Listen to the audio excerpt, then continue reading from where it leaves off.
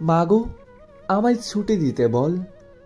সকাল থেকে পড়েছি যে মেলা, এখন আমি তোমার ঘরে বসে করব শুধু পড়া পড়া খেলা।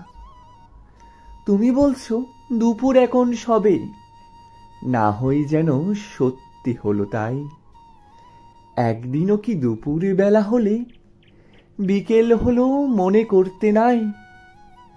আমি তো বেশ ভাবতে পারি মনে, সূর্যি ডুবে গেছে মাঠের শেষে। বাগদি বুড়ি চুপড়ি বড়ি নিয়ে শাক তুলেছে পুকুর ধারে এসে। আদার হলো মাদার গাছের তলা, কালি হয়ে এলো দিঘির জল। হাটের থেকে সবাই এলো ফিরে, মাঠের থেকে এলো চাষির দল। মনে কর না উঠল সাজের তারা, মনে কর না সন্ধে হলো যেন।